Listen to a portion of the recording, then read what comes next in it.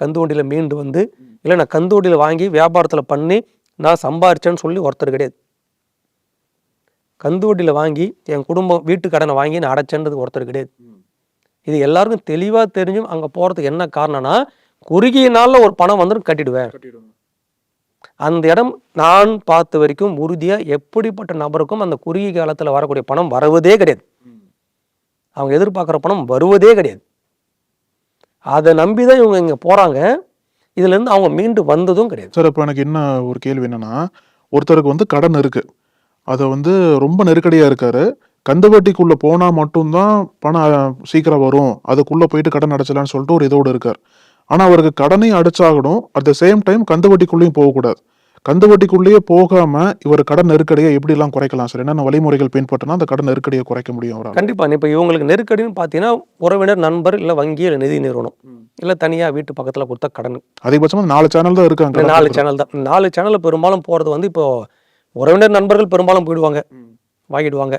வங்கியும் நிதி நிறுவனம் தான்.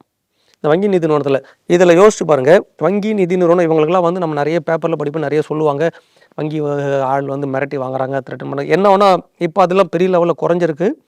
முன்ன மாதிரி ஒரு 10 வருஷம் முன்னாடிலாம் வந்து ரொம்ப வீட்டுக்குள்ளேயே வந்து உட்காந்துருவாங்க.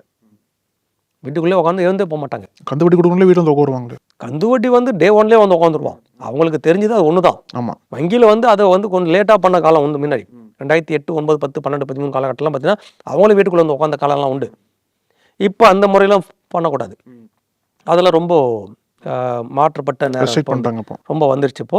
ஆனால் அவங்க என்ன ஸ்டெப் எடுத்தாலும் முதல்ல வந்து கொஞ்சம் அந்த மிரட்டுற துணியில் பேசுவாங்க, இல்லை மிரட்டுற மாதிரி தான் அவங்க செயல்பாடு இருக்கும். இப்போ கூட சில இடங்களில் நடக்குது. அது இருந்தாலும் அவங்களால கடைசியாக போனால் லீகலாக தான் போக முடியும்.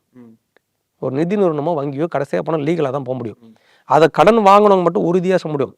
ஒன்று தான் அவங்களுக்கு சொல்லணும், என்ன விதிமுறை, நான் கட்டலினா லீகலாக போ. ஒன்று அப்படி போகலாம். அவங்க அதுக்கு ஒத்து வர மாட்டாங்க. இமீடியட்டாக வந்து கலெக்ஷன் வாங்குற நபர் வந்து என்ன பண்ணுவாங்க, அதுக்கு ஒத்து வர மாட்டாங்க. லீகலாக போகிறதுக்கு ஒத்து வர மாட்டாங்க. ஏன்னா லீகலாக போச்சுன்னா அது இன்னும் பல வருடங்கள் இருக்கும். அதனால் எவ்வளோ இந்த பார்ட்டி தான் வாங்கலான்னாலும் அதை லீகலை விட்டுட்டே தான் பேசுவாங்க. அதுக்காக அவங்க இவங்களுக்கு இந்த பார்ட்டியோட தன்மையை அவங்க அனலைஸ் பண்ணுவாங்க. இவர் வீக்கு, இவர் ஸ்ட்ரென்த் இல்லை, யாரும் பேக்ரவுண்ட் இல்லை, மிரட்டி வாங்கிடலாம், இல்லை கொஞ்சம் சத்தம் போட்டால் வாங்கிடலாம் மாதிரிலாம் அவங்க அனலைஸ் பண்ணி தான் அந்த பார்ட்டியை நெருக்குவாங்க. 2 ஆப்ஷன் தான். ஒன்று, நீங்கள் லீகலாக போ, நான் லீகலாக பேசிக்கிறேன்.